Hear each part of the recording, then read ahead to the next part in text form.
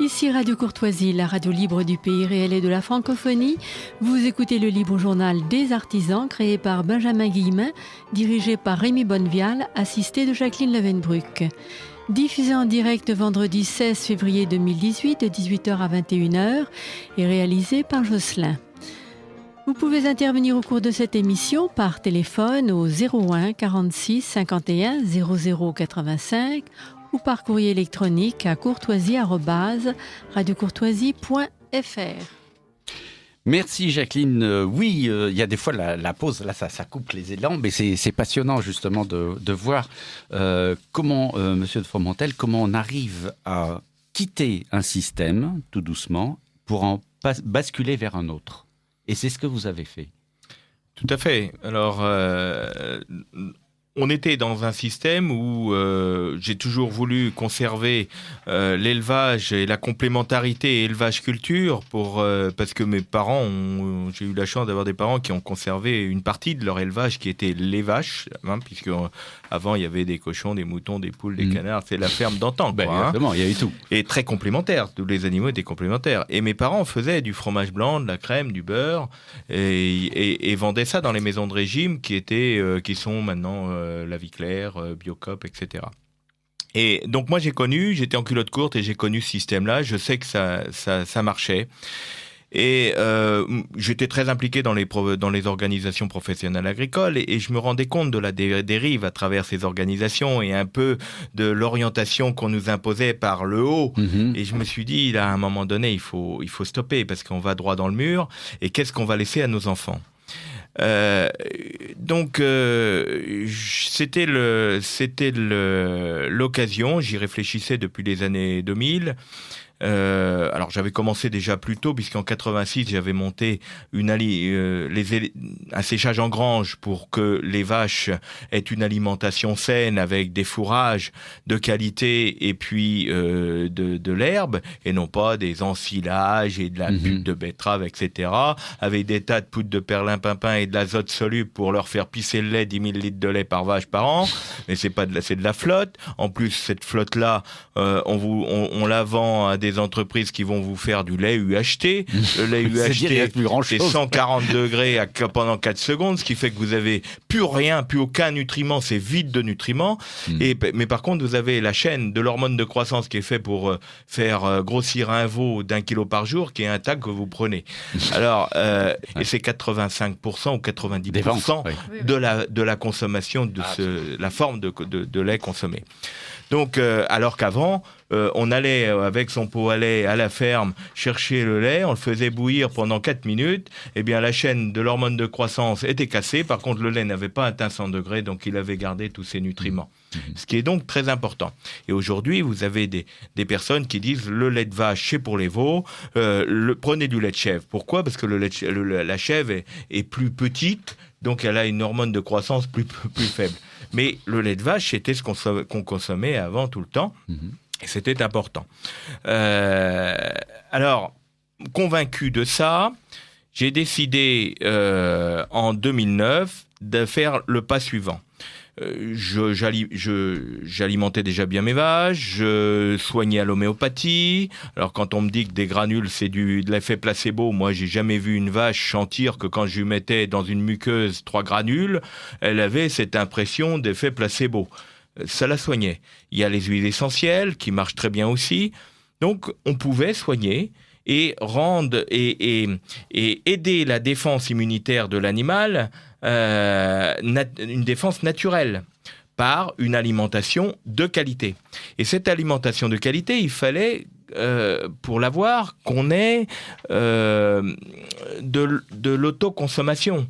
C'est-à-dire que je mets mon fumier dans mes champs, les bactéries vont transformer les éléments minéraux du sol en éléments organiques, la plante va pouvoir absorber ce dont elle a besoin, un peu de bore, un peu de cuivre, un peu de fer, un peu de soufre, et puis la bête va la manger. Et quand elle va la manger, elle va nourrir ses cellules. Et ces cellules vont fabriquer sa défense immunitaire et vont enrichir son muscle, qui est la viande qu'on mange, va enrichir son lait qu'on boit, avec lequel on peut faire des crêpes, on peut faire des gâteaux, on peut le boire dans son café ou dans son chocolat. Et en fait, parce que faut quand même savoir que le lait, avant d'être blanc, il est rouge. C'est du sang qui passe par la veine de lait, qui arrive dans la mamelle, qui est une machine extraordinairement complexe, qui vous le transforme en tout blanc, en lait. Donc ça, et si c'est vide de nutriments, si la pauvre vache, elle a mangé des aliments vides de nutriments, eh bien le lait est vide de nutriments. Et donc vous, quand vous mangez vos aliments qui sont vides de nutriments, ben votre corps, il souffre. Il souffre et vos cellules ont faim. Et quand vos cellules ont faim, eh ben elles disparaissent petit à petit. Et comme la nature a horreur du vide, ces cellules sont remplacées par d'autres qui sont des cellules malsaines et qui enrichissent le monde de la chimie et de l'industrie pharmaceutique. Monsieur Formentel, avant que vous continuiez, nous avons au téléphone Madame Yvonne Geneste. Bonsoir madame. Bonsoir. Merci beaucoup d'être au rendez-vous. Vous avez vu que monsieur de Fromentel est tout feu, tout flamme, c'est merveilleux. Et il va nous raconter après, disons, sa transition. Mais pour cela, il a fait appel donc au Cigales. Et je crois que vous êtes la coprésidente nationale de l'association Les Cigales. De la Fédération nationale des cigales, en effet, oui. Voilà. Alors, pouvez-vous nous dire un petit peu comment c'est né tout ça? Ça fabrique, comment ça... Je vais peut-être pas être aussi brillante que mon prédécesseur, mais en tous les cas, oui, les cigales, elles sont nées dans les années 83. Elles sont nées après des réflexions. L'ALDEA, qui est l'agence de liaison pour le développement et de l'économie alternative. Oui. Et donc, la première cigale s'est créée en 1983 et c'était justement pour créer un peu une alternative, un circuit court à la finance par rapport à une banque. Donc, nous sommes entre 5 et 20 membres qu'on appelle cigaliers, oui. Donc par cigale, qui épargnent ensemble, alors généralement des petites sommes. De quel ordre, grosso modo? Écoutez, ça peut commencer à 10 € par mois et de toute façon, il y a un maximum, c'est 5 500 € par an et par foyer. D'accord. Le législateur a voulu protéger un peu les citoyens un peu faibles qui pourraient s'emballer avec ce système. Qui est très intéressant du fait que, on décide nous-mêmes du montant de notre épargne, certes, mais à la banque aussi, mais de ce qu'on va faire de cette épargne. Exactement, voilà, c'est ça la grosse différence. Voilà, oui, effectivement. Alors donc, on est 5 à 20 cigaliers, comme on dit, qui épargnent ensemble pendant 5 ans, parce que l'histoire dure 5 ans. Ça peut être prorogé quand même une fois, et on est régi par le Code civil. Hein. On est comme Cigales, ça veut dire Club d'investisseurs, CI, GAL pour une gestion alternative et locale, ES, donc de l'épargne solidaire. Donc tout est dedans. Épargne solidaire, c'est-à-dire qu'on met ensemble un peu d'épargne, et on la gère de manière alternative, évidemment, par rapport à ce qu'on normalement il en est fait, et puis local, puisque on rentre au capital d'entreprise, donc local, pour une durée en général de 5 ans aussi, parce que nous défiscalisons. Maintenant, c'est 25%, ça a été 18% l'année dernière. Mais le particulier qui vient nous voir en disant « Oh là là, ça m'intéresse, ça me rapporte combien ?» C'est ça, et bien là, non. C'est pas un bon candidat pour être cigalier. Exactement, On ne cherche pas du tout. On cherche à récupérer notre mise. C'est pas du don, hein. Oui. On cherche à récupérer notre mise, mais ramener de toute façon notre mise à chacun d'entre nous, comme ce sont des petites sommes, oui, ça va pas bien loin. Ça, c'est quand même pas très important, ramener à chacun. En revanche, c'est très très grave pour la personne, le porteur de projet dans lequel on a cru. Lui, évidemment, ses espoirs, c'est difficile de se remettre d'un échec, mais enfin bon, on a aussi tous droit à l'erreur. Hein. Tout à fait, oui, mais ça c'est évident, mais on parie, c'est un pari. complètement. C'est un pari sur l'avenir, voilà. Avec tous les aléas que ça comporte. Voilà, alors au niveau national, nous sommes 256 clubs. Alors, me demandez pas pourquoi il y en a plus dans le nord, dans l'ouest que dans le sud. Nos cigales, à nous, elles se plaisent moins dans le sud. C'est curieux, oui. Je pense que aussi dans les régions ouest, notamment la mienne, les Pays de la Loire, on est depuis longtemps habitués. C'est là qu'est né le Crédit Mutuel, que sont nées beaucoup de coopérations. Oui. Je ne saurais dire exactement pourquoi. Puis, vous savez, ce sont souvent des questions de personnes. Exactement. Et vous avez des gens qui entraînent n'importe qui et d'autres. Voilà, c'est ça. Voilà. Oui, tout à fait. Voilà. Tout à fait. Et c'est d'ailleurs pour ça que le législateur a mis quelques barrières. Oui, bien évidemment. Donc, l'activité des cigales, c'est de ramasser pendant 5 ans de l'argent et ensuite d'examiner des projets et de choisir ces projets-là. Alors, je vous reprends, c'est pas ensuite, c'est au fur et à mesure. Ah, c'est au fur et à mesure. Voilà. D'accord. Et alors, en général, une cigale apporte, on va dire, entre 3 et 5 000 euros par an. Oui. Elle choisit bien sûr elle-même ses projets, mais l'intérêt aussi, c'est qu'on peut aider à plusieurs cigales un même projet. D'accord.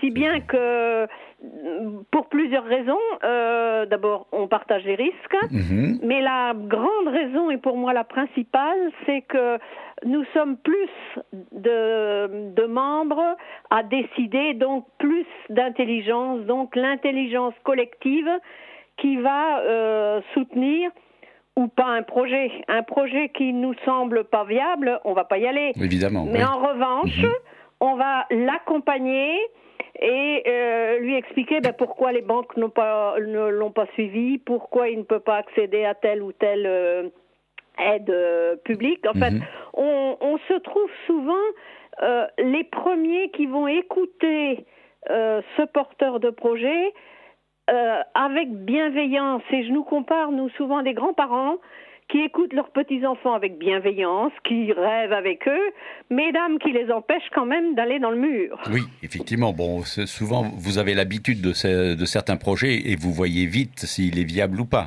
Ah ben oui, complètement.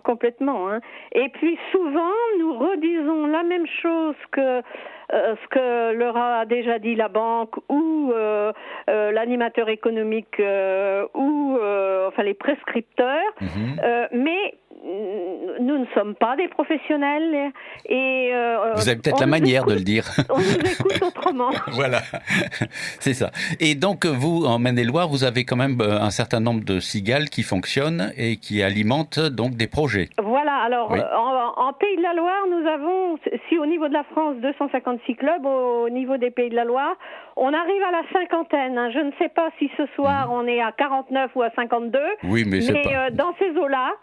Et alors vraiment bien répartis sur l'ensemble du département, des 5 départements. D'accord. Et notre souhait, ce serait effectivement que cette expérience ligérienne, on puisse la dupliquer sur toutes les autres régions. Pourquoi ? Parce que vous pensez qu'elle a une symbolique différente ou une façon de marcher différente ? Je pense un peu parce qu'on s'appuie beaucoup plus sur les bénévoles. Parce qu'on a eu la chance de ne pas avoir beaucoup de subventions au départ. Oui. Et je dis ça parce que non que je crache dans la soupe, comme on dit. Non, mais la subvention tue aussi l'imagination. Ça, c'est évident. La subvention, elle permet d'embaucher des animateurs. Des choses. Et les animateurs sont payés pour faire. Alors que nous, les bénévoles, on n'est pas payé, mais on est convaincu que ce qu'on fait, c'est bien, sinon on ne ferait pas. Exactement. On est bénévole. Oui, évidemment. Donc, alors, c'est pour ça que le savoir-faire ligérien, j'aimerais bien, donc en tant que coprésidente de la fédération, pouvoir l'exporter dans les autres régions pour que notre mouvement des cigales soit bien un mouvement de bénévoles, bien sûr, mais un mouvement qui ne coûte pas. Je vais comparer par exemple avec l'ADI. Vous savez bien, cette aide aussi à démarrer des projets. Mais l'ADI distribue, ça devait être en 2016, a distribué 15 millions d'euros, oui. mais elle a coûté 15 millions d'euros. Oui, donc aucun intérêt. Ah ben, si j'ose dire. Si, ça peut aider quand même, mais je veux dire, il faut toujours regarder le modèle économique de notre mouvement. Mmh. D'accord. Attendez, il y a Monsieur Nicolet qui fait partie, lui, d'une cigale, justement, aussi en Île-de-France, oui. Qui voudrait aussi intervenir. L'ADI, effectivement, est né après les cigales. Dans la tradition historique du mouvement, j'ai entendu dire que les premiers salariés de l'ADI étaient venus voir les cigales un peu pour voir comment ça se passait. L'ADI a transféré en France le microcrédit qui était né au Bangladesh grâce à Monsieur Mohamed Yunus. Et l'avantage, c'est qu'ils font des prêts de faible montant à des entrepreneurs que les banques, elles, ne regardent pas parce que c'est des trop petites sommes et que ça leur coûterait trop cher d'étudier les dossiers de prêt. Donc, l'ADI a son importance. Mais nous, Cigale, c'est effectivement pas le même fonctionnement puisque nous, on est partie prenante à l'aventure en faisant le micro-capital risque collectif et solidaire que nous pratiquons sur toute la France. Exactement. Voilà. Donc, effectivement, ça, vous voyez, il y en a un petit peu partout des cigales. C'est ça qui est de merveilleux. Même dans le studio de Radio Courtoisie. Ah oui, et puis, chaque région, notre fédération est ainsi faite que chaque région organise son mouvement comme elle l'entend. Dans la région parisienne, il est tout à fait différent qu'en Bretagne ou qu'en... Sûrement, oui, évidemment, oui. Et c'est la richesse, en fait, de nos expériences régionales qui fait qu'au sein de la fédération, eh bien, nous pouvons partager, mutualiser des expériences. Et vous enrichir mutuellement, évidemment. Et s'enrichir mutuellement, évidemment. voilà. Est-ce que vous pouvez me dire un mot, avant de terminer, un mot sur la coopérative d'installation d'agriculture paysanne, les SIAP? Ah oui, c'est né aussi en Pays de la Loire. Oui. Alors donc c'est une CAE, donc une coopérative d'activité et d'emploi pour l'agriculture, oui, qui teste en fait des projets d'installation, donc et pendant 2 ou 3 ans maximum, et donc qui aide au démarrage donc de l'exploitation, oui, et qui ensuite en 3 ans, on a quand même un peu le temps de voir comment ça évolue, oui, évidemment, ça va marcher. Oui, oui. Et SIAP, ça veut dire agriculture paysanne, donc une agriculture raisonnée. Alors on n'emploie pas le mot biologique parce que ça heurte encore trop, mais c'est quand même la plupart des projets, ce sont des projets d'agriculteurs ou de producteurs bio. D'accord. D'accord. Et ça commence à venir, ça commence à se développer. Ah oui, donc c'est parti des Pays de la Loire et à Nantes, donc, et c'est en train de se dupliquer aussi en Nouvelle-Aquitaine, en région centre, en Bretagne, un peu aussi en Normandie. Mais alors c'est surtout une aide d'accompagnement alors? C'est une aide d'accompagnement, mais pas que, parce qu'ils ont aussi des fonds coopératifs. Oui. Et donc les cigales, sauf si c'était un GAEC, par exemple. Après, on peut pas rentrer dans un GAEC. Mais les cigales peuvent soutenir des projets hébergés par la SIAP. Ah, d'accord. Hein? D'accord. Alors, c'est pour ça que nous, on a du capital, je crois qu'on a 8 ou 10 cigales au capital de la SIAP. Oui. Mais en plus, on apporte là, du coup, en compte courant d'associés, puisque les agriculteurs qui sont hébergés à la SIAP sont des associés de la SIAP, donc on peut leur apporter, on peut flécher notre aide à tel ou tel agriculteur. D'accord, ça je comprends, effectivement, oui, c'est beaucoup plus, disons, solidaire, c'est beaucoup plus étroit comme accompagnement. Complètement. Tout à fait, complètement. Oui. D'accord. Eh bien, écoutez, Madame Geneste, un grand merci à vous de toutes ces explications et d'avoir pris un peu sur votre temps et de nous l'avoir consacré. Écoutez, nous serons sûrement amenés à nous recontacter et puis à voir les évolutions de ces instruments qui semblent quand même destinés à ouvrir la voie à de nouveaux agriculteurs et de jeunes surtout. Oui, exactement. Voilà. Eh bien, c'est moi qui vous remercie. Merci beaucoup, madame. À une prochaine fois. À une prochaine fois, très volontiers. Au revoir, madame. Voilà une expérience intéressante. Donc, si vous voulez... alors, comment s'est fait donc la bascule et avec les cigales? Alors, donc, en 2009...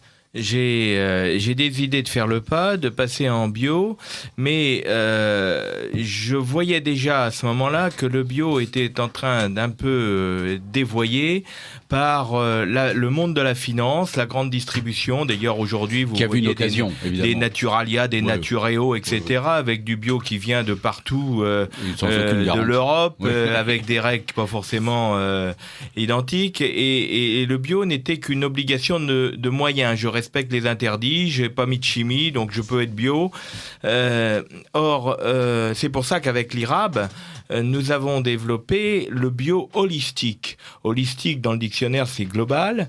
Et ce bio holistique a une obligation de résultat. Résultat sur l'environnement et le paysage, résultat sur l'emploi rural et résultat sur les valeurs nutritionnelles des aliments. C'est ce que donc, disait pour y arriver, avant. Bien, il nous faut des animaux, la complémentarité animaux-culture. Donc, je me suis dit aussi, nous avons 2 enfants avec mon épouse qui grandissaient, et je me disais, est-ce que si je leur laisse, on avait 240 hectares, dont 70 hectares qui n'étaient pas d'une valeur exceptionnelle, puis un petit peu loin de chez nous, et je me suis dit, si je continue comme ça, mes enfants, avec cette surface-là, risquent de s'enliser dans les courses à l'économie d'échelle. Par exemple, le lait, on nous a mis des quotas. Les quotas ont servi plus au pays, à la Nouvelle-Zélande et aux Pays-Bas que à la France, aux éleveurs français. Et ça a servi le monde industriel. On a cherché à aider les éleveurs, mais en fait c'est toujours par des contrats, mais les contrats ils ont été écrits par les industriels, donc du coup les éleveurs se sont encore fait avoir. Et notre lait, nous en Seine-et-Marne, on avait 2 AOC, le Brie de Meaux et le Brie de Melun, et on avait des petits industriels, on en avait 4, et ces petits industriels avaient besoin de notre lait pour assumer les AOC, donc ils nous achetaient le lait à sa juste valeur. Il y avait un coût de production, eux ils avaient un coût de production et une valorisation de leur produits possibles, et du coup, ils nous achetaient notre lait à sa juste valeur. Ça s'est fait jusqu'en 1996-97. Et puis, après, ils ont créé l'interprofession entre les éleveurs et les industriels, et il n'y avait plus qu'un industriel qui parlait pour tout le monde et qui décidait que le prix du lait, c'était comme ça. Et aujourd'hui, le prix du lait, c'est le même que celui qu'on avait en 1984, traduit du franc en euros. En euros, exactement. Donc, avec le coût de la vie qui a, lui, augmenté. Donc, vous imaginez. Explosé, oui. Donc, on ne tient plus compte du coût de production. On interdit de vendre. Les politiques nous ont dit qu'on avait l'interdiction de vendre en dessous du coût de production. Oui. Or, nous, on nous l'impose. Oui. Parce que donc c'était plus possible, et je voulais pas que nos enfants soient dépendants de la politique et des marchés mondiaux. Oui. Il fallait reprendre les rênes. Sauf que si je laissais mes enfants prendre cette orientation-là, c'est tellement dur de se battre d'aller dans le sens inverse. Total. Oui. Et on se bat face au monde de la finance, face au monde de la grande distribution, face au monde de l'industrie, face au monde des orientations politiques aussi. Voilà, des orientations politiques, des normes qui sont dictées par les industriels pour qu'on évite qu'on puisse pas leur faire de la concurrence. Parce que nous, quand on nous impose d'investir 100 ou 200 000 euros dans un petit outil, pour le coût de l'amortissement est très dur. Tout à fait, et eux, rapportés au volume de travail des industriels, c'est peanuts qu'ils investissent.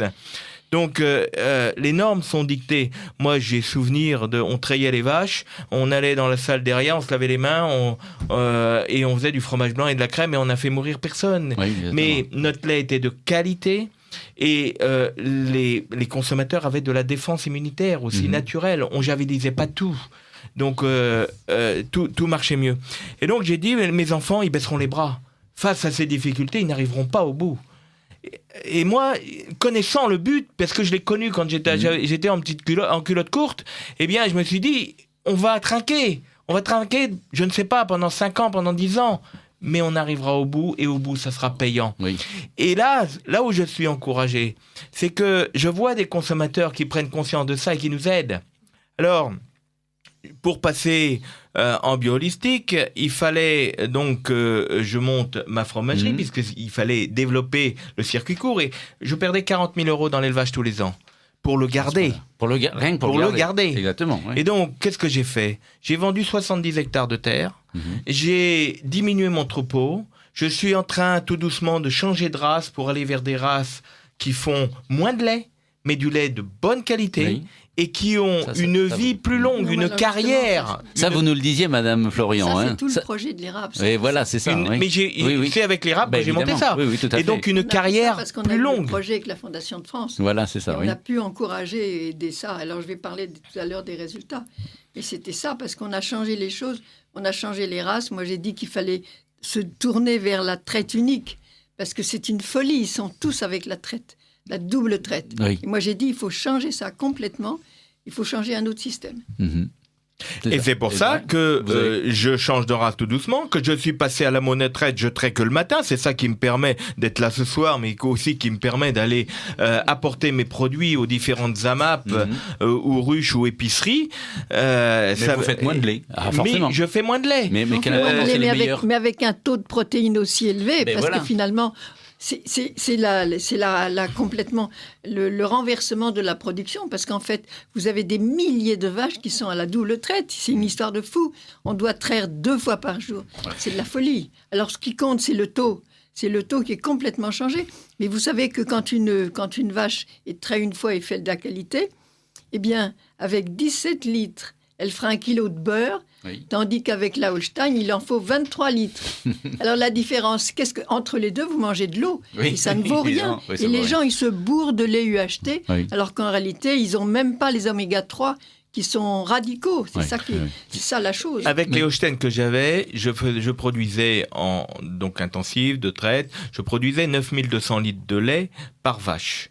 Et aujourd'hui, je suis entre... Alors, le lait était à 32 de matière protéique et 37-38 de matière grasse. Aujourd'hui, avec la monotraite, avec l'évolution de la race vers une race jersiaise, donc une petite vache. D'ailleurs, les vaches laitières étaient des petites vaches. Nous, dans notre région, dans notre département, c'était la française frisonne pinoire, qui ressemble un peu à la petite bretonne.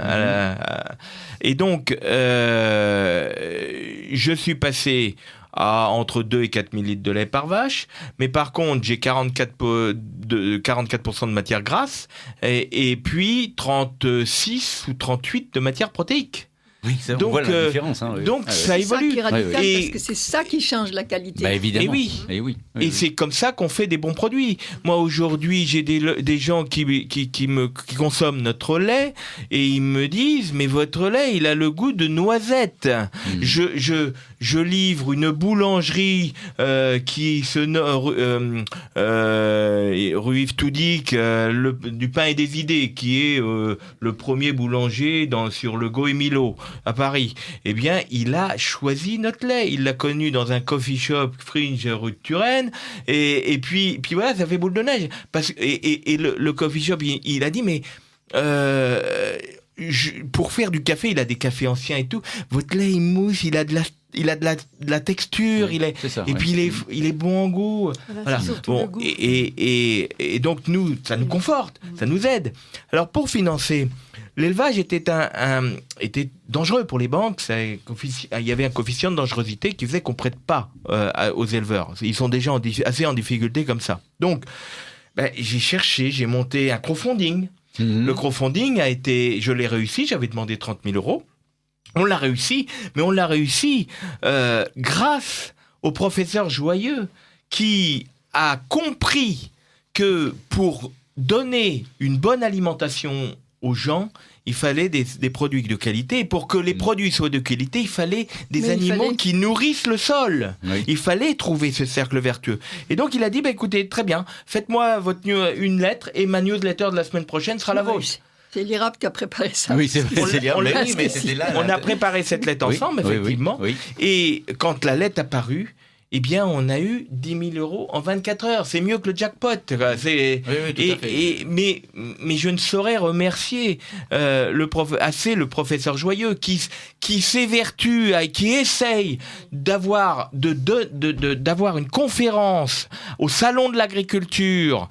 Il l'a fait gratuitement. Et ça fait des années qu'on lui refuse. Et la directrice de l'agence bio me dit toujours « Oui, moi aussi, j'aimerais bien ». Mais ça se fait jamais. Pourquoi ?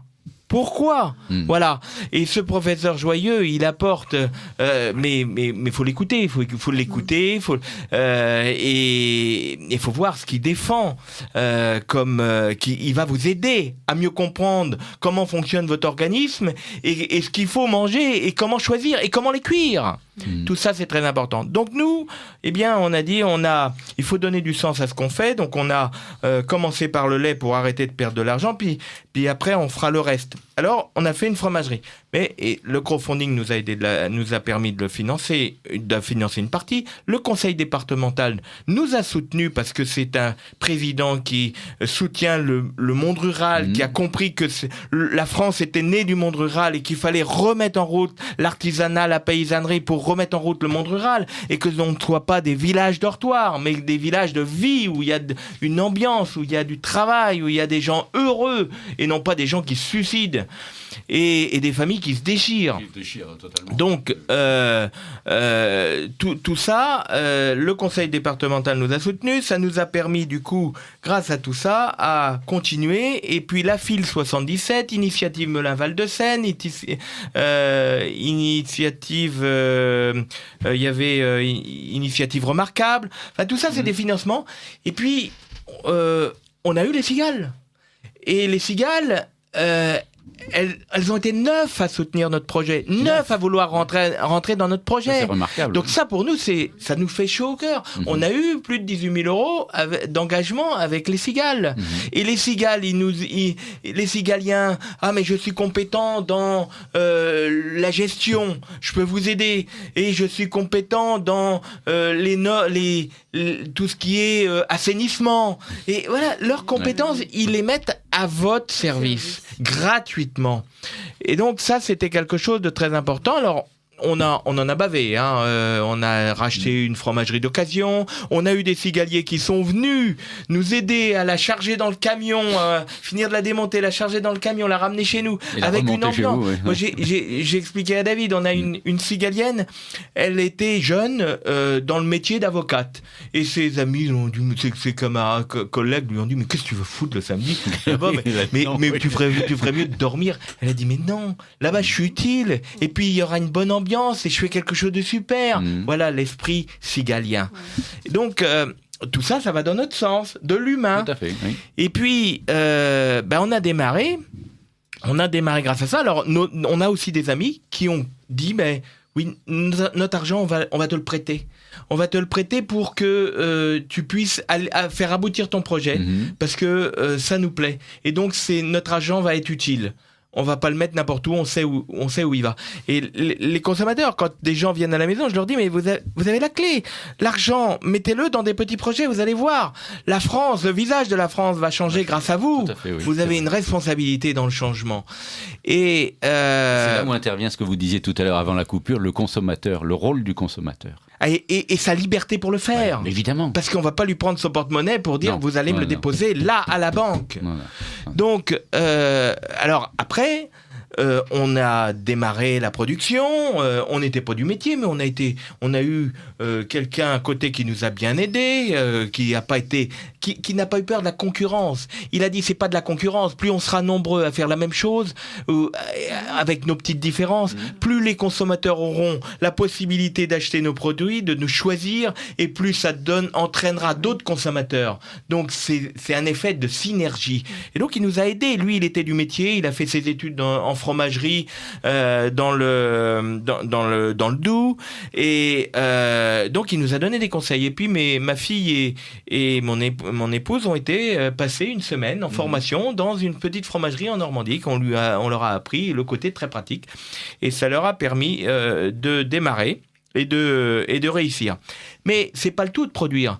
Il faut vendre. Voilà. Il faut trouver des clients. Et les clients de notre village, ils sont pas assez nombreux. Parce que j'avais plus d'industriels qui ramassaient mon lait. Donc, j'avais entre 300 et 600 litres dans ma journée, produits par jour, à transformer en fromage. Et qu'est-ce qu'on fait avec ça ? 10 litres de lait, ça fait 1 kilo de fromage. Ouais. Et puis, il y a du fromage blanc. Puis, avec 1 litre de lait, on fait 8 yaourts. Donc, ça en fait du volume. Et le yaourt, ça se conserve 3 semaines, 1 mois. Moi, j'en mange qui ont 2 mois, qui sont encore bons. Mais la loi m'interdit d'aller au-delà de 3 semaines, voire 1 mois. Donc tout ça, on s'est gratté la tête. Et on a fait appel aux AMAP. Et les AMAP nous ont beaucoup aidés. Et aujourd'hui, on a une douzaine d'AMAP. On a à peu près 17 ruches. Alors, les ruches, c'est complètement différent. Les ruches, c'est des gens qui ne s'engagent pas sur l'année. C'est des gens qui vous achètent par Internet, qui disent « Tiens, j'ai envie de ça, j'achète ça ». Et c'est plus volatile comme c'est plus volatile. Oui, c'est ça. Oui. Alors il y a le problème des vacances. Les vacances scolaires, il y a plus personne à Paris. Oui. Alors qu'est-ce qu'on fait ? On fait des fromages. On fait plus de produits frais, on fait des fromages. Et ces fromages pourront être vendus après au fil quand il n'y a pas de vacances. Alors il faut livrer tous ces gens-là. Donc il y a de la logistique. La logistique, écoute, c'est là où on a un peu de mal parce qu'au début, notre chiffre dans notre tournée, notre chiffre est pas assez gros et donc on arrive parfois à 85% de notre chiffre d'affaires, c'est le coût de la logistique. Donc ça, c'est pas rentable. Mais c'est le prix à payer pour se faire connaître. Et quand vous avez des gens, quand vous distribuez à une AMAP ou quand vous distribuez à une ruche et les gens vous disent « Ah, c'est excellent, la ruche, c'est la 8e fois que vous prenez nos produits, vous les appréciez. Ah oui, moi je prends. Et puis j'achète votre lait, avec votre lait, je fais des crêpes, je fais des yaourts. C'est excellent, il a un goût qu'on ne retrouve plus. Combien de fois on m'a dit un goût d'antan. Les yaourts nature, on me dit, mais on met pas de sucre dans vos yaourts. Ils ont un petit goût sucré, naturel, parce qu'il y a du lactose, mais du bon lactose. Alors que dans le commerce, on vous met des Actimel, on vous met des tas de choses, des tas de produits, on vous rajoute du sucre, parce que ça fait de l'addiction. Mettre comme aussi ça. Du lait en poudre. Et tout ça fait que c'est pas bon pour votre santé, mais vous y revenez. Alors que nous, ce qu'on veut, c'est des bons produits. Alors, aujourd'hui, on cherche encore des débouchés. Alors, on livre nos produits dans des petites épiceries qui sont excellentes. Vous pouvez trouver nos produits à l'épicerie Roots. Alors, est-ce que par exemple, vous avez fait une marque, un label Fromentel, par exemple. Alors, nous c'est le Petit Beaulieu, nos yaourts.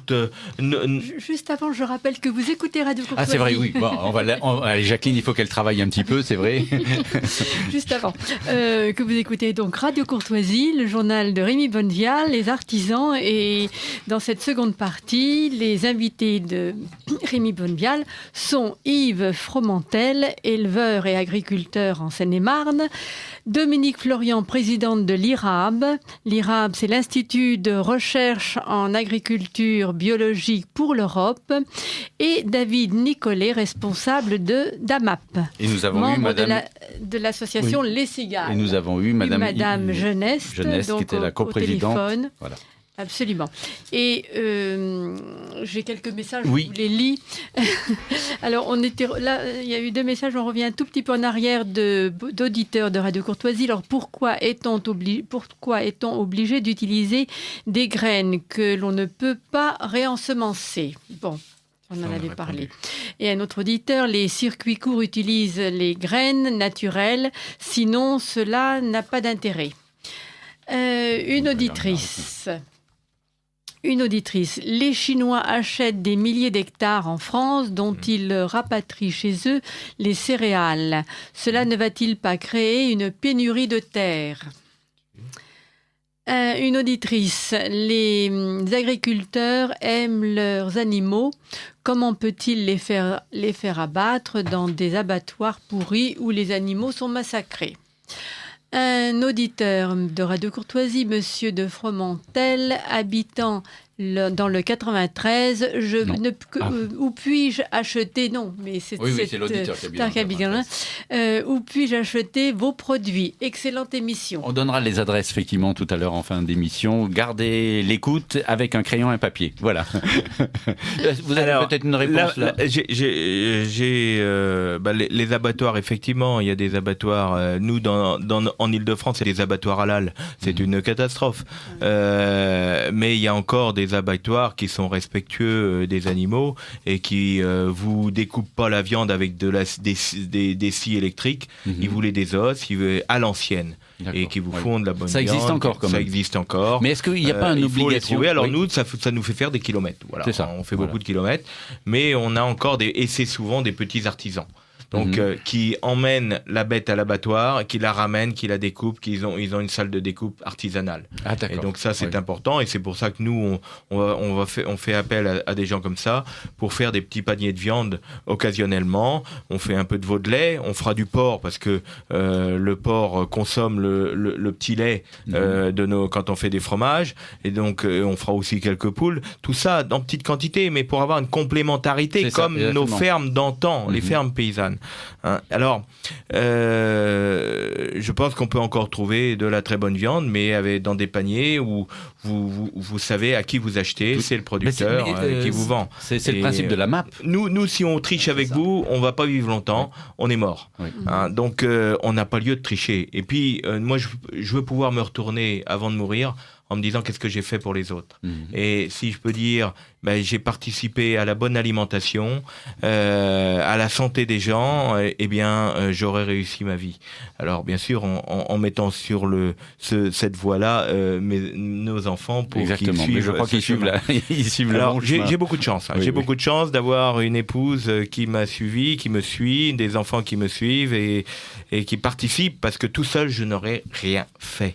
C'est une entreprise familiale et la réussite, elle est grâce à toute la famille. C'est ça, c'est la cellule. Et ça, la famille, on essaye de la détruire. Eh bien non, il faut la préserver, il faut la sauvegarder.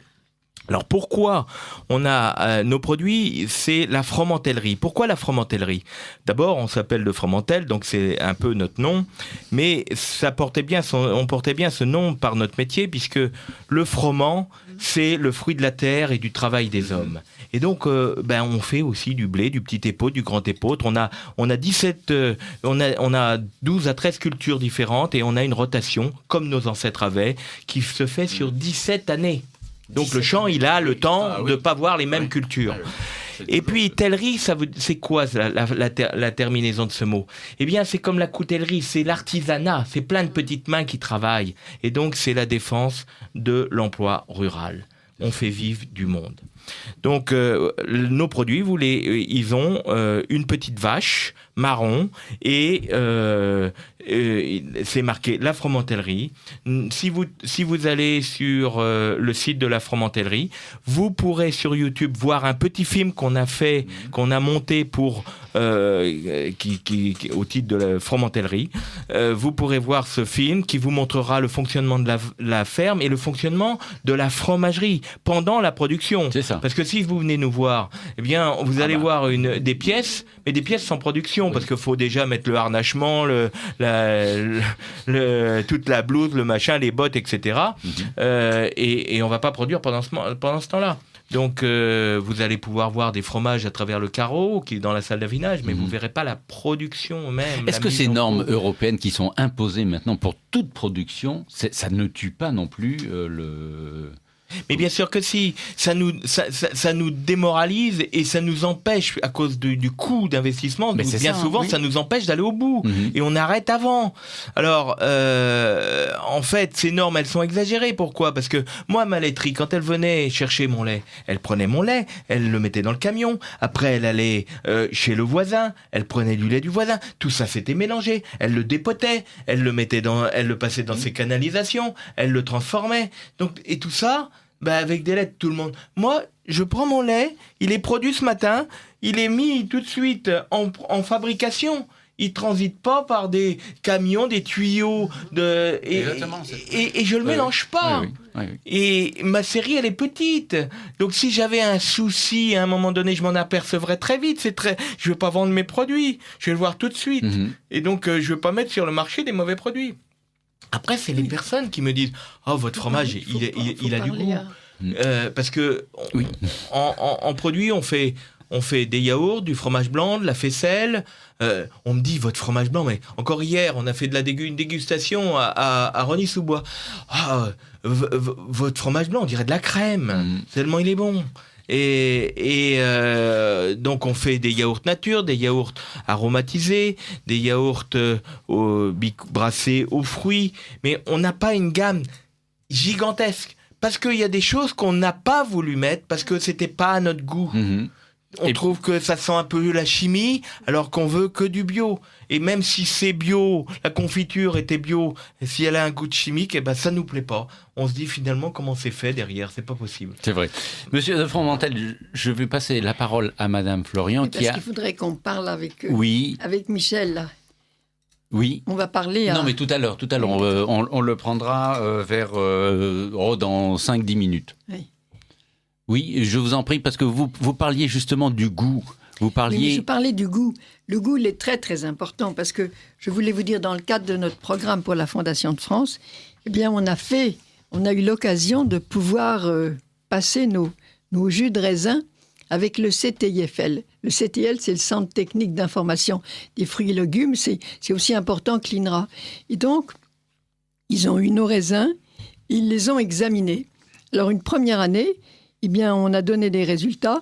Et ils ont trouvé des taux de transresveratrol extrêmement élevés. Ils se sont dit, qu'est-ce qui s'est passé ? C'est très, très intéressant. Ils ont eu des taux. Nous avions des transresveratrol qui étaient jusqu'à 12 fois plus élevés que celles concentrées dans les eaux de ferme. 12 fois. Oui. Parce que quand on dit il y a 5% de plus, mais ça, c'était 12 fois plus. Alors, ils ont dit, qu'est-ce qui s'est passé ? Alors, on a eu des taux très, très, très élevés. Et puis, alors, l'année suivante, je me suis dit, qu'est-ce qu'on fait ? Parce qu'ils ont dit, c'est exceptionnel, on n'a jamais vu ça. Eh bien, l'année suivante, j'ai dit, on va recommencer avec d'autres parcelles de la ferme.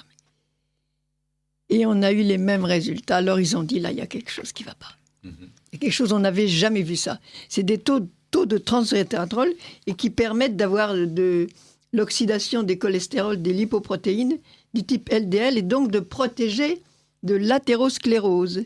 Et ce qui est à l'origine du concept French Paradox. Alors donc, on a eu les travaux de Max Delorgeril, qui sont très connus à ce niveau-là. Ils ont retrouvé ça dans nos raisins. Donc ça veut dire que cette expérience que vous avez fait 1 an, sur une autre année, sur une autre parcelle, vous avez renouvelé cette expérience. Oui. Alors ça veut dire que c'est transposable partout. Non, et ça veut dire que sur notre ferme, en tous les cas. Oui, mais ça peut dire aussi qu'on peut le transposer ailleurs. Voilà, mais ce qui était très intéressant, c'est qu'ils ont dit c'est exceptionnel, c'est peut-être un cas spécifique. J'ai voulu recommencer l'année suivante de façon à ce qu'on ne montre pas que c'était une exception. On a fait sur d'autres parcelles. Voilà, c'est ça. Et ça a donné la même chose. Alors là, c'est vraiment très, très intéressant parce qu'ils se demandaient d'où ça venait. Oui. Mais ces parcelles ont été conduites à la méthode de l'IRAP depuis combien d'années ? L'IRAB est là en place depuis 83, mais on ne l'a pas fait depuis parce qu'au début, on n'avait pas les méthodes, on les a mis progressivement. Donc, on les a mis à partir de 80-90 et on a beaucoup attendu parce qu'on n'avait pas les méthodes. Alors, quand on vous a enseigné, on avait les méthodes, mais à l'époque, ce n'était pas encore ça. Mais enfin, aujourd'hui, il y a un tel rythme dans la ferme que des années après, on pense que même si on change, ça reste. C'est ça, oui. Ça reste. Il y a quelque chose qui est emprunté dans les terres, il y a quelque chose qui fait qu'on a ces résultats. Parce qu'on a la même chose sur les abricots. Ils n'ont jamais vu, on a des abricots qui ont des taux de vitamine C le double de tout. Mais qu'est-ce qui se passe ? On a ça sur tout. Alors ça veut dire qu'on a réussi à faire passer des choses. Et alors c'est ce qui explique aussi le fait que quand on a des fruits, ils se conservent tout seuls. On ne comprend pas comment ils se conservent. On a des figues séchées qui se conservent comme le sud de la Méditerranée, comme dans le sud de l'Italie. Et on a ça sur les abricots, sur les figues. On a ça, et donc ça, c'est quand même très, très intéressant, parce qu'on arrive à faire reculer les facteurs climatiques à un point tel que c'est exactement comme si on était 4 ou 5 parallèles de latitude plus haut. Oui, effectivement, c'est appréciable. Oui. Ça veut dire quoi ? Ça veut dire qu'on a les mêmes résultats, alors qu'en réalité, on ne devrait pas les avoir, parce que la France est un pays où on ne peut pas obtenir ces résultats-là. Et nous les avons grâce à ça, parce qu'en fait, c'est la méthode dont parlait Yves tout à l'heure, et c'est ça qui a permis d'obtenir ces résultats. Alors, on a sur les abricots. Alors, ce qui est intéressant, c'est qu'on l'a sur le raisin dans des terres qui sont dans des parcelles qui ne sont pas dans les endroits idéaux. Mais ils ont trouvé ça chez d'autres agriculteurs, ils n'arrivent pas à trouver ça. Ça prouve bien qu'après la guerre, toutes les fermes avaient de l'élevage et de la culture, et on avait cette richesse. Et donc les consommateurs avaient de la santé. Et si ces consommateurs avaient connu à l'époque la chirurgie d'aujourd'hui, mais ils auraient été tous centenaires et pas grabataires. Exactement. Donc aujourd'hui, on vous fait vivre grabataire pendant 20 ans pour dire l'espérance de vie augmente. Et donc les terres ayant été épuisées parce qu'il n'y avait plus de nourriture de vie par les animaux, eh bien aujourd'hui, pour retrouver les résultats qu'il y a à l'érable, il faudra quand même passer par quelques années à mettre du fumier, à retrouver des animaux qui pâturent, etc., avant d'avoir des plantes qui retrouvent cette richesse en polyphénol, en antioxydants. Donc il y a un travail de fond à faire parce qu'on a ruiné nos sols. Oui, ça effectivement. Alors donc là, c'est vraiment très très important. Le fait qu'on arrive ça à avoir beaucoup plus au nord que ça devrait l'avoir, et on a ça sur les abricots, sur les figues, sur tous les animaux. Oui. Et bien ça veut dire que ça a changé complètement. Donc si vous voulez, on a des ressources qui sont considérables. Alors même si on est beaucoup plus au nord, on arrive à avoir la même quantité. Et donc c'est ça très important. D'ailleurs, on a des tableaux qui ont été publiés dans ces rapports. D'ailleurs, ces rapports, pour les gens qui sont intéressés, ils sont disponibles. Sur Internet, on peut les trouver. Ils sont disponibles. D'accord. Donc, c'est très, très important de faire ça. Et en fait, si les gens voulaient appliquer les méthodes de l'IRAB, ils auraient des résultats qui seraient quand même un peu différents. Les méthodes de l'IRAB ne sont pas démentielles ou alors astronomiques, ou je sais pas, elles sont tout à fait naturelles. Oui. Alors qu'il suffit de respecter, disons, les principes que vous mettez en œuvre. Oui, mais les gens disent comment est-ce qu'il y a des gens, oui, mais il n'y a qu'à l'IRAB qu'on peut faire ça. Non. Mais c'est pas vrai, il n'y a pas qu'à l'IRAB. Voilà. C'est que les gens ne comprennent pas qu'il y a des choses fondamentales sur lesquelles on revient, des principes fondamentaux, et ça change tout. Ça change tout. Donc, par conséquent, cette question de l'élevage, si on ne réintroduit pas l'élevage, on ne s'en sortira pas. C'est l'élevage pour vous, c'est l'élevage. Mais regardez, à l'heure actuelle, ils n'ont plus d'animaux. Moi, j'ai rencontré des éleveurs de la région parisienne qui me disaient, on n'a plus d'animaux, mais peut-être que vous avez raison. Ils commencent à se demander si on n'aurait pas raison. Si dans le fond, il en faudrait un petit chouïa. Parce qu'ils n'en ont pas du tout, et ils n'arrivent pas à avoir ces trous. Les produits ne se conservent pas, ils ne se conservent plus, ils sont tout le temps obligés de mettre des conservants. Même en produits bio, on met des conservants. Oui, mais là aussi, ça dépend aussi quelle alimentation vous donnez à vos animaux. Il y a ça aussi. Et là, je crois que nous allons avoir M. Michel Kerangueben au téléphone. Oui, bonsoir. Bonsoir, monsieur. Merci d'être en ligne au rendez-vous téléphonique. Oui, vous aussi, je crois que vous avez suivi un petit peu le même trajet ou la même transformation que monsieur de Fromentel qui vient de nous l'expliquer. C'est lui qui a donné la méthode. Voilà, c'est ça. Oui. C'est Michel Kerangueben qui a vraiment donné l'exemple parce qu'il a une petite ferme en Bretagne et les gens rigolent parce qu'il dit « Mais comment vous vous en sortez ?» Mais oui, mais il a que 10 vaches. Oui. Et alors on dit « Mais comment vous vous sentez ?» Vous avez des gens qui ont 100 vaches à côté de lui. Qui n'arrivent pas à s'en sortir. Ils ne s'en sortent pas. Et lui, il n'a pas de souci. Alors, monsieur Kerangueben, expliquez-nous un petit peu. Je vous donne mon secret. Ah oui, voilà, exactement. Allez, mais rien qu'à moi. Sur Radio Courtoisie. En fait, non, il n'y a pas de secret. Oui.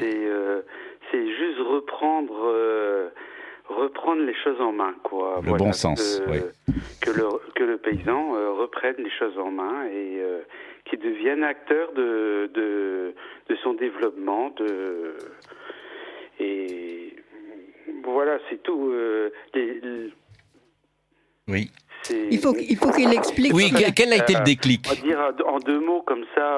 Non, mais alors, le déclic, quel a été le processus qui vous a fait vous engager justement dans ce changement ? Parce qu'il a fait le système industriel avant. Et voilà. En fait, moi, je me suis engagé après le lycée agricole dans une voie classique de livraison laiterie et donc c'était sur la quantité de lait qu'on travaillait. Oui. Et j'étais pas issu du milieu agricole non plus, ni ma femme. On faisait ça vraiment par passion, mais ça n'a pas suffi, quoi. L'économique nous a rattrapés et il est arrivé un jour où on ne faisait plus face, où on ne pouvait plus même se nourrir sur la ferme, quoi. C'est ça. Vous aviez combien de vaches à l'époque? Est-ce que à vous en l'époque, on avait une trentaine de vaches. Oui.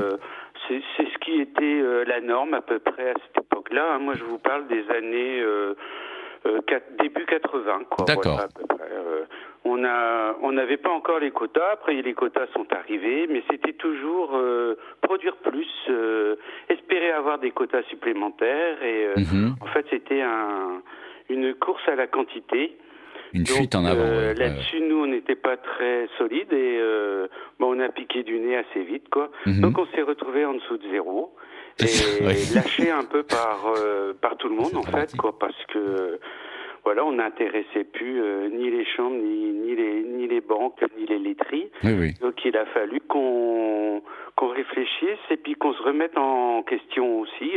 Donc, on a remis en question tout le système et on est reparti. Comme on avait des vaches, on avait du lait, on a fait du fromage et on est reparti pour vendre notre fromage, mais chez les crémiers à côté de chez nous. Puis voilà. Voilà. On a commencé comme ça. Après, le temps, il fait aussi les choses, puisque le système a bien évolué depuis, quoi. On a réussi on n'a pas réussi, on a senti les besoins des gens, le besoin des consommateurs. Oui. C'est ce qui oriente d'ailleurs la ferme. Et voilà, c'est bien comprendre la société aussi, quoi. Hein, mais je sais très bien que les agriculteurs qui sont submergés de travail sont peut-être sont sûrement même isolés et c'est ce qui crée aussi leur malheur, quoi.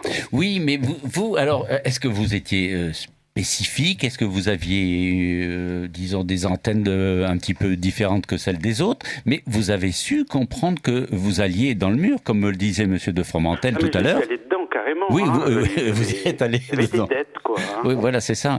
Et donc, vous avez dit stop, j'arrête, c'est plus possible.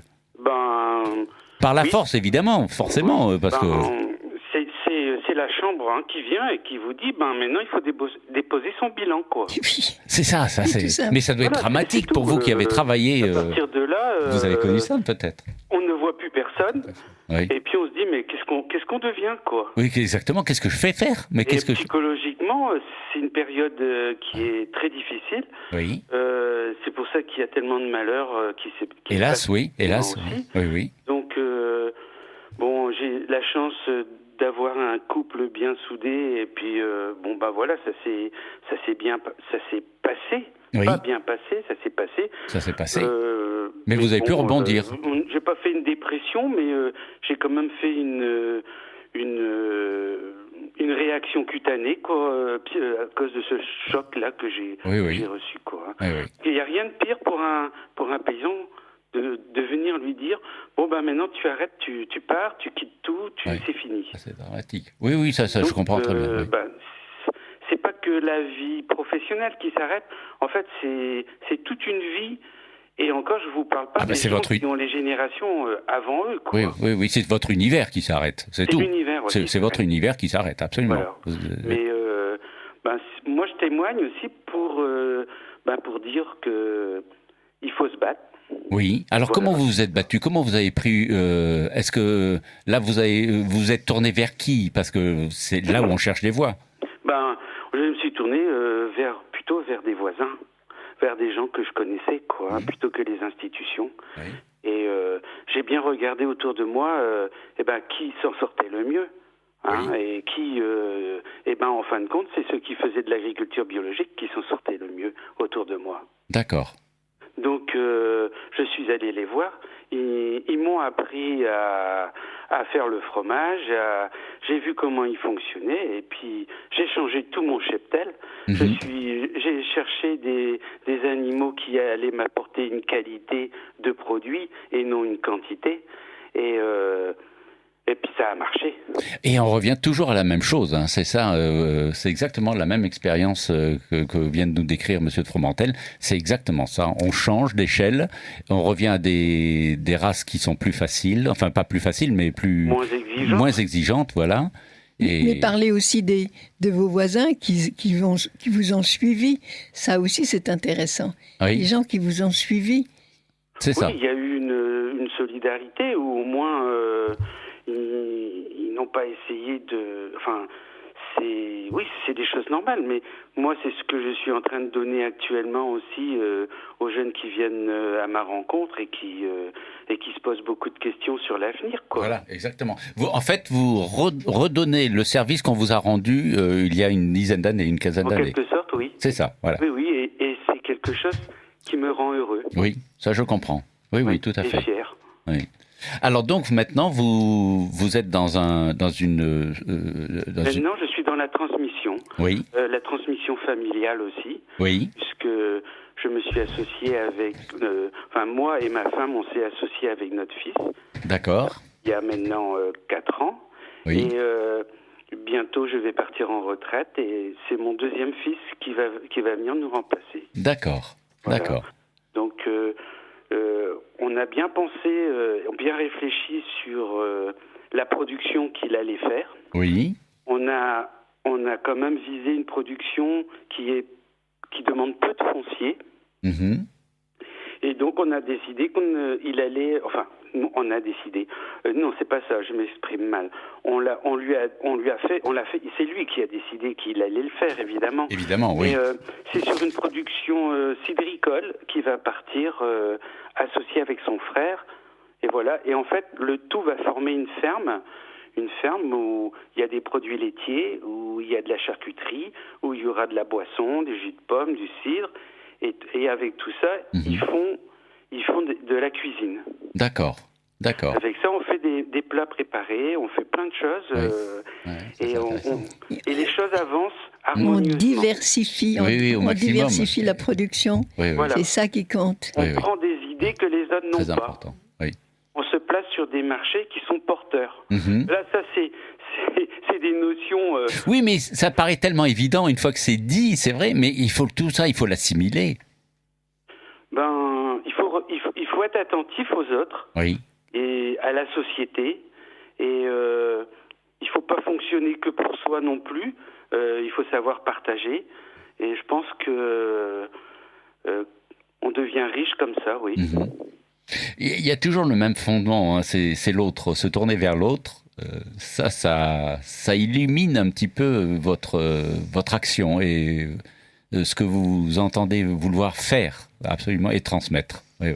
Et moi, j'ai suivi avec Monsieur Keranguévin, j'ai fait des marchés avec lui d'été. Oui. Et on arrivait sur les marchés, mais il y avait une demi-heure, 3/4 d'heure, il y avait des tas de produits, il avait tout vendu parce que les gens achetaient en quantité. C'est ça, il disait, on ne trouve pas ça. Oui. C'était exceptionnel, les gens achetaient des quantités. Les gens venaient parce que c'était pas le même goût qu'ailleurs. Oui. Il laissait des choses. Alors, donc ça, c'était très important parce qu'il fait la charcuterie aussi. Il fait la charcuterie. On a appris ça, oui. On a appris ça petit à petit. On commence par des choses simples. Et puis, avec l'envie, avec la passion, on arrive à faire des choses un peu plus élaborées, je dirais, quoi. Hein. D'accord. Alors, c'est pas prendre le métier de quelqu'un d'autre. Hein. C'est être à côté et accompagner. Non, absolument. Oui. Les artisans charcutiers n'ont rien à craindre d'une démarche d'un producteur comme moi. Oui. Mais au contraire, il faudrait que, puisque je suis sur des races locales de qualité qui font un gras absolument formidable. Quelle race avez-vous? Je suis éleveur de porc blanc de l'Ouest. Oui. C'est l'une des 5 races locales françaises. D'accord. Avec le gascon, le bayeux, le cul noir limousin, enfin voilà. Et donc c'est des races à croissance lente qu'on n'élève pas du tout de la même façon que les cochons classiques. D'accord.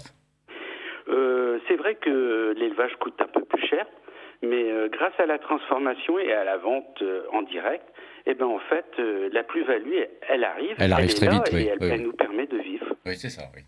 Voilà. Oui. Non, ce que je disais, c'est que les charcutiers, les charcutiers diplômés, quoi. Oui. Ils comprennent bien que cette qualité de cochon-là est absolument unique, puisque j'ai l'occasion d'aller au Salon de l'Agriculture à Paris, voir le concours du meilleur apprenti, au meilleur ouvrier de France en charcuterie. Ils sont sur du noir de Bigorre, quoi. C'est ça. Voilà. Oui, ce qui prouve bien que en fait, c'est ces races-là qui marchent bien et qui sont les plus goûteuses, quoi. Oui. Après, notre travail, c'est de rendre accessible cette qualité-là à tout le monde. D'accord. Voilà. Oui. C'est pas de travailler pour une petite niche, c'est juste grâce à notre travail de transformation, d'apporter quelque chose qui soit bon. Voilà, que les gens prennent du plaisir à manger. Je crois que c'est ça s'il y avait un secret, je crois que c'est ça le secret. Ça serait celui-là, oui. Il est tout petit et il s'en sort, alors que ceux qui ont des gros chiffres d'affaires, ils perdent de l'argent. Oui.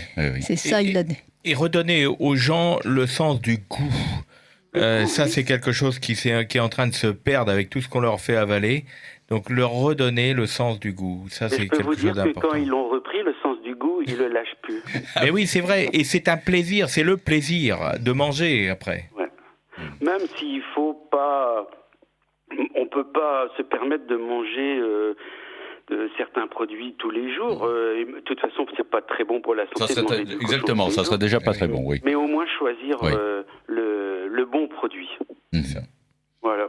Et un produit qui va aussi avoir un sens, qui va faire le salaire d'un agriculteur, quoi, de proximité ou voilà. Quoi. Mais décent, au moins qu'il puisse vivre avec son travail. Qui vont c'est ce que je dis. C'est bien un paysan, quoi. Voilà, c'est ça qui est important. Vous rendez service au consommateur et le consommateur vous rémunère le service, vous récompense, voilà. Vivre bien et sans problème. Et c'est ça, il ne faut pas qu'on fasse les choses pour l'argent, il faut qu'on le fasse pour le service avant tout.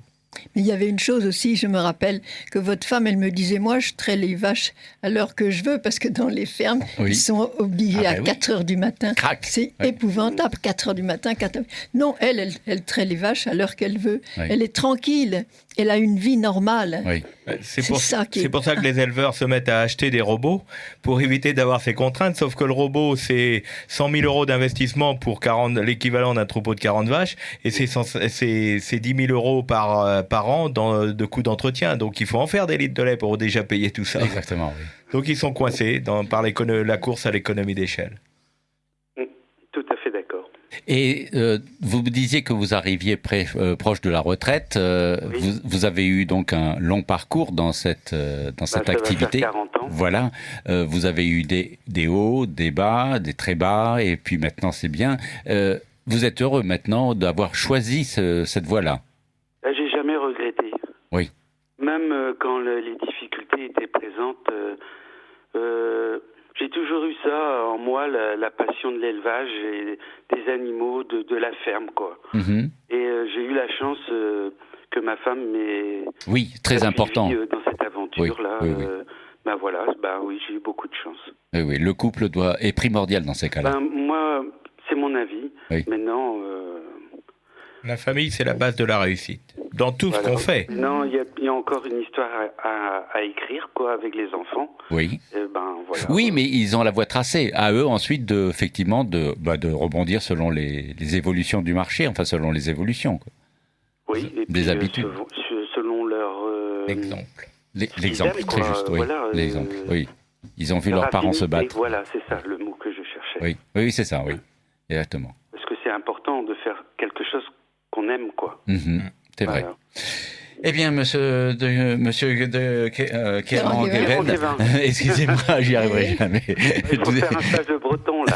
Oui, écoutez, je suis pas trop loin, je suis du côté d'Angers, alors ça va, je pourrais venir vous voir. Est-ce que on peut, donc, vous aussi, on peut voir vos produits? Est-ce que vous avez moyen de... Est-ce qu'il faut se déplacer? Je fais des marchés toutes les semaines. Il fait les marchés de Quimper, il fait les marchés de Quimper. Alors, où ça, monsieur ? C'est tout. Le marché de ? Alors, je fais le marché de Quimper. Oui. Pont-l'Abbé et Châteaulin. D'accord. Voilà. Très bien. Eh bien, écoutez, bonne réussite et bonne continuation. Bravo, c'est un bel exemple. Je vous remercie. C'est moi qui vous remercie beaucoup d'avoir pris ce temps-là pour tout nous dire. Merci beaucoup. Au revoir. Au revoir, monsieur. Merci. Oui, à propos de ces vaches, oui. La froment du Léon, on a fait des études sur la froment du Léon. On s'est aperçu qu'elle avait un taux d'oméga 3 extrêmement élevé. Et moi, je pense que la plupart des races qui sont en conservation, toutes des races exceptionnelles, mais on s'en occupe pas. On s'en occupe pas, oui. Ce qui est important, c'est de faire du lait. Oui, mais la quantité, la vache qui a gagné le prix l'année dernière au Salon de l'Agriculture, elle faisait 15 000 litres de lait. Ouais. Alors, c'est donner du lait... Non, d'eau, pas de lait. Oui, d'eau blanche. De l'eau blanche. Exactement, oui, c'est ça. Elle donnait de l'eau blanche et c'est un litre qu'on met UHT et on bourre les gens avec ça. Les gens, ils mangent du lait et donc ils ne se rendent pas compte de ça. Alors qu'en fait, là, il a fait un lait comme vous disiez tout à l'heure, il y a du goût. C'est parce qu'à l'état naturel, il contient du sucre. À l'état naturel, c'est ça qui est merveilleux. Ce lait qui est là. Oui, ouais. Ouais. Ah oui, donc c'est complètement différent. Jacqueline, vous avez 2 ou 3 messages. Vous écoutez Radio Courtoisie. Alors, un auditeur, parlez-nous de tous ces agriculteurs qui se suicident. Et puis, une auditrice, bravo pour l'émission, j'habite à Fontenay-aux-Roses et nous avons des maraîchers qui viennent de l'Essonne. Voilà, alors les suicides... les suicides, vous savez, M. Kerr-Geven l'a dit, à un moment donné, il était presque dans la dépression. Oui. Si vous n'avez pas une famille solide et des convictions, je dirais avoir la foi. Oui. Parce que la foi, vous vous raccrochez quand même à des valeurs qui vous tiennent et à partir de ce moment-là, vous faites confiance et vous faites confiance parce que la Providence va vous aider. Et moi, je peux vous dire que j'ai eu un exemple de mes parents qui m'ont montré que la Providence existait, mais il fallait la solliciter, elle vient pas toute seule. Et du coup, ça m'a permis à moi de faire appel à cette Providence. Je peux vous garantir que je suis encore debout aujourd'hui, c'est grâce à elle. Donc là-haut, il nous aide, il nous guide, il nous permet de rencontrer des gens, de former des gens. Et aujourd'hui, j'ai David Nicolet qui est en stage, qui est pas beaucoup plus jeune que moi, mais qui a envie de comprendre et qui est venu en stage chez nous et qui m'enrichit. À travers son stage, je comprends aussi des choses et j'espère que je lui apporte aussi quelque chose de formidable. Et on transmet, et derrière il va transmettre. Et quand on donne une information, quand on forme quelqu'un, on prend le temps de bien donner la vérité, de dire la vérité des choses, eh bien il va transmettre à d'autres. Et c'est ça l'effet de multiplication. Et c'est comme ça qu'on fera évoluer le monde. Alors posez-lui la question. Comment pense-t-il ?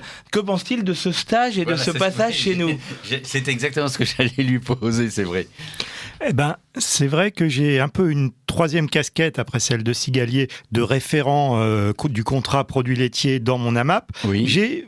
Il se trouve que j'ai eu l'idée de voir un peu ce monde agricole, ce que c'était concrètement. Et pour ça, ça passe par de la formation, je pense, théorique et pratique. Donc, il a été parlé tout à l'heure du lycée agricole, je crois, monsieur qui était en témoin en accueil. Je sais qu'Yves est aussi dans cette même logique d'accueillir chaque année régulièrement des jeunes en stage qui doivent, dans le cadre de leurs études, passer un certain temps en élevage, en culture ou en élevage. Je me suis inscrit dans un bac pro agricole, conduite et gestion d'une exploitation agricole à dominante élevage. Il y a 3 mois, j'avais jamais traité une vache. J'ai contacté Yves, puisqu'on se connaissait. Il m'a fait confiance. Ça, c'est assez fabuleux. Oui. Il a bien sûr commencé par tester un peu ma motivation, parce qu'il faut que les gens qui sont au contact des bêtes soient motivés, aiment les bêtes et aient envie de veiller à leur bien-être et soient pas... c'est primordial, il me semble, pour un agriculteur qui a des bêtes, c'est logique. Voilà. Et à partir de là, j'ai découvert tout le circuit. Vous parliez de se lever tôt le matin. Effectivement, ça fait depuis mon service national que je m'étais plus levé aux horaires correspondants. Il faut chaque matin aller traire les vaches. Et quand on a fini de traire les vaches, qui prend quand même un certain temps, il faut aller nourrir les veaux. Les veaux de lait, donc on leur donne du lait qui a été trait du matin même. Pas du lait en poudre. Voilà. Oui, parce que les agriculteurs, il y a du lait en poudre dans tous les laits, même bio. Oui. Ça, il faut que les gens le regardent. Parce que quand il n'y a pas du lait, c'est tout à fait un goût différent. Oui. Voilà. On leur donne aussi du grain, du foin, ça dépend de l'âge des bêtes. Une fois que les veaux ont été nourris, c'est les vaches qu'il faut nourrir aussi. Donc là, on va étendre des pelletés, des fourchés de luzerne. Sur la luzerne, on va mettre du grain. On va rajouter, quand c'en est à saison, de la betterave fourragère. Et croyez-moi, la betterave est basse. Quand il faut charger à la pelle la betterave... Il faut avoir les muscles. Et quand on est un citadin qui était devant l'ordinateur, on les a pas, les muscles. Non, c'est un effort. Oui. Le premier soir, on a un peu mal au dos. Oui. La deuxième semaine, ça commence à mieux aller. C'est assez fabuleux, cette démarche de transmission. Oui. Pour ce qui me concerne, à l'âge que j'ai, c'est vrai que je me vois pas après m'installer comme éleveur pour faire ça, pour vivre de mon exploitation. Par contre, si je devais mettre en place un projet, ayant les entrées que j'ai, ça serait plutôt sans doute une ferme pédagogique pour faire connaître aux urbains, pour pas dire aux citadins, ce que c'est exactement que cet élevage, ce que c'est que voir les animaux, les toucher, les sentir, les nourrir et en récolter le produit et s'en nourrir aussi. C'est vrai. Et ce qu'il y a, c'est que les stagiaires qui viennent à la maison, il y en a une bonne partie qui sont pas motivés parce que on les motive pas dans leur plus jeune âge. Vous savez, l'éducation, ça se fait jusqu'à 12 ans, 13 ans. Après, c'est trop tard. Et en fait, les stagiaires intéressés, motivés, c'est des stagiaires qui trouvent un enrichissement chez nous parce que on produit, mais ils voient l'aboutissement de la production de la matière première, qui est les produits transformés à la fromagerie. Et ça, pour eux, c'est quelque chose d'intéressant. Et ça leur ouvre l'esprit, ils ont une vision de l'agriculture qui est différente. Tout à fait, oui. Alors, j'ai un auditeur de Radio Courtoisie. Alors, je connais, c'est une auditrice, auditeur ou auditrice, je connais une ferme bio qui a des jersières. Jersiaises. Oui, des jersiaises. Et la fermière m'a expliqué qu'elle était obligée de pratiquer l'insémination artificielle car les vaches sont trop petites et ne peuvent être inséminées de façon naturelle.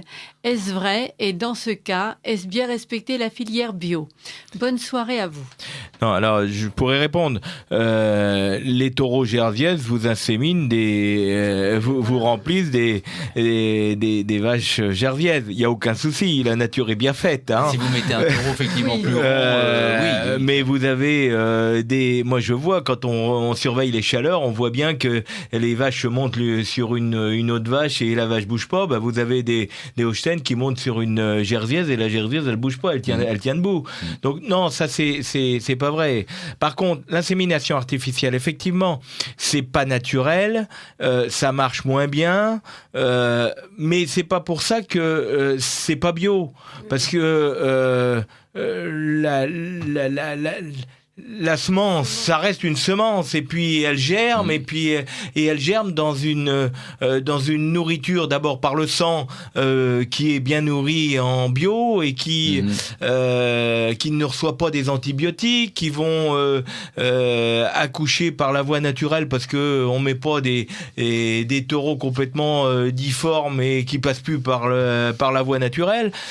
Donc en passant par la voie naturelle, ça leur donne plein de défenses immunitaires. C'est comme nous les humains, c'est pareil. Quand on fait des césariennes, les pauvres enfants, maintenant il y a des cas de force majeure, mais et je pense que faut pas mélanger les choses. On peut être bio. Moi, c'est vrai que je veux renouveler mon troupeau plus vite. Donc, j'ai décidé, parce que ramener des animaux de l'extérieur, c'est ramener des maladies pour lesquelles mon troupeau n'a pas de défense immunitaire parce que j'en ai jamais eu. C'est des risques, elles s'adaptent pas forcément à l'ambiance de notre étable. Donc du coup, j'ai décidé d'amener le taureau. En plus, c'est dangereux à gérer, il faut de la place, c'est compliqué. Hein. J'ai quand même une 60aine de vaches, même si avant j'en avais une centaine. Aujourd'hui, j'en ai quand même une 60aine. Notre objectif, c'est 250 000 litres de lait à transformer sur une année, avec une 60aine de vaches, qui me permet d'avoir assez de fumier pour nourrir l'ensemble de mes sols de la ferme. Et pour renouveler mon troupeau plus vite vers de la race jersiaise, j'insémine avec des doses de taureaux jersiaises, mais en sexé. Alors, sexé, en fait, on s'est aperçu que les gamètes femelles étaient plus lourdes que les gamètes mâles. Donc on met le spermatozoïde récolté dans la vache en plastique, dans une centrifugeuse, et les gamètes femelles sortent plus vite que les mâles. Alors quelquefois on n'a pas 100% de femelles, on a quelquefois des mâles, parce qu'il y a deux gamètes mâles qui se sont collées ensemble et qui sont du coup plus lourdes et qui passent avec les femelles. Mais quand même on a un bon résultat, et ce qui permet donc d'avoir plus vite le renouvellement du troupeau vers de la jersiaise, qui est une vache que je recherche, parce qu'elle a plus de qualité en lait, en qualité de lait, en qualité nutritionnelle. Et puis la viande, quand on en fait une vache de réforme, la viande, il n'y en a pas beaucoup, mais elle est meilleure, elle a du goût. Alors après, c'est vrai que les doses sexées, c'est des doses qui sont très diluées, donc ça marche moins bien. On a un taux de réussite, de fécondité qui est moins bonne. Alors, au bout d'un moment, je prends une race à viande qui est une blanc-bleu belge, qui fait des veaux quand même qui sont plus formés pour la viande, mais qui restent très faciles à passer, et qui font de la bonne viande. Et donc c'est ça mes veaux de lait. Ça me fait des veaux de lait de qualité qui sont nourris qu'avec le lait des vaches, pas de lait en poudre. Il faut savoir gérer effectivement tout ça, tous ces paramètres qui sont pas faciles évidemment. Exactement. Mais ça exactement. C'est vrai. D'accord. Il nous reste 4-5 minutes. Est-ce que vous pouvez donc donner une adresse, Monsieur de Fromentel, éventuellement, si on peut, nos auditeurs Vous donniez les numéros de téléphone. Ou des numéros de téléphone, tout simplement, comme vous voulez. Le numéro de téléphone, mon numéro de téléphone, c'est 06 80 74 38 97. Je répète, 06 80 74 38 97. Mais vous tapez Internet, c'est lafromentellerie tout attaché @gmail.com. La Fromentellerie, LAFROMENTE2LERIE. Et puis vous allez sur donc en gmail.com, et puis vous allez sur YouTube, vous nous voyez, vous avez notre adresse, vous savez ce que vous êtes où? En Seine-et-Marne, on est dans la région de Provins, donc il y a très peu d'éleveurs. Hein, oui. Et en bio, on est que trois éleveurs en Seine-et-Marne bio, et un nouvellement en bio dans les Yvelines, qui est à Rambouillet, la bergerie nationale de Rambouillet. D'accord. Alors après, vous pouvez trouver mes produits, et je réponds dans le 93. Je suis dans une ruche chez rue Gante à Montreuil. Vous pouvez trouver mes produits chez Point Nature à Alfortville, qui est une petite épicerie. Vous trouvez mes produits chez Roots, épicerie Roots, c'est rue Froment du Léon, dans le 3e. Vous trouvez nos arrondissement de Paris. 3e arrondissement de Paris, Papa Sapiens, rue Léon Fro. Ensuite, vous avez Papa Sapiens dans le 7e, dans le 17e. Alors le 7e... N'allez pas trop vite. Dans le 17e. Dans le 17e, c'est du côté de la Porte Champéret. Oui, mais c'est rue... je sais plus la rue. Par contre, dans le 7e, Papa Sapiens, c'est rue de Bourgogne. D'accord. Et puis... De toute façon, sur le site internet, il doit y avoir toute cette liste. Non, on n'a pas mis sur notre site l'adresse de nos clients, mais on a on a sur YouTube, on a des références quand même. Après, vous nous trouvez chez Fringe, un coffee shop qui est rue de Turenne. On trouve des AMAP. Rue de Turenne. Rue de Turenne. Dans le 11e. Dans le 11e. Oui. Après, des ruches, il y en a plein. On est à Gentilly, à Map de Gentilly, à Map de Cachan. D'accord, écoutez. Alors, il suffit de nous envoyer un mail, on vous dira où on se trouve, où pouvez-vous nous trouver. Oui, le numéro de téléphone de l'IRAB. Dans l'IRAB 04 90. 04 90. Oui. 63 17 96. Répétez, s'il vous plaît, Madame Florian. 04 90 63 17 96. D'accord. Mais je signale 96, qu'on a... Oui. 96. Mais nous avons un site, l'IRAB a un site, IRABE. Effectivement. Alors sur le site, il y a plein d'indications, il y a les choses disponibles, il y a toutes les indications. Il y a la pétition pour sauver les raches et qui n'est pas terminée parce qu'on n'a pas assez de monde pour soutenir les vaches. Après cette émission, les auditeurs vont se précipiter sur le... Il faudrait qu'ils soutiennent la formation pour soutenir les vaches en écosystème parce qu'elle figure sur le site. Et si les gens pouvaient nous soutenir, ça nous aiderait beaucoup. Entendu. Parce que c'est une pétition parce que quand vous avez la conversion bio, vous touchez de l'argent et c'est pour ça que les céréaliers, même des céréaliers qui ont 500 ou 600 hectares, viennent de se convertir en bio parce que le marché du conventionnel va tellement mal. Ils se sont dit, en mettant 500 hectares à 300 € de l'hectare pendant 5 ans, on va récolter pas grand-chose et puis c'est pas grave, après on repartira en conventionnel à fond. Et ceux qui ont de l'élevage et de la culture à la fois, eh bien, on donne 300 € de l'hectare pour les céréales, mais 0 € en compensation de l'élevage. Vous l'avez déjà dit il y a 3 ans. Et il faut vraiment se battre. Si à la région, Madame Pécresse dit on veut sauver la paysannerie, on veut sauver on veut sauver l'élevage en Île-de-France, ça sort de sa bouche. Qu'elle organise les choses autrement, parce qu'aujourd'hui on n'en voit pas la couleur, on n'en voit pas grand-chose. Voilà. Donc, écoutez, ça sera le mot de la fin. Un grand merci à vous. Merci beaucoup et à sûrement très bientôt. Ici Radio Courtoisie, la radio libre du pays réel et de la francophonie. Vous venez d'entendre le libre journal des artisans, créé par Benjamin Guillemin, dirigé par Rémi Bonnevial, assisté de Jacqueline Levenbruck. Diffusé en direct vendredi 16 février 2018 de 18h à 21h et réalisé par Jocelyn. N'oubliez pas que Radio Courtoisie est une radio culturelle associative.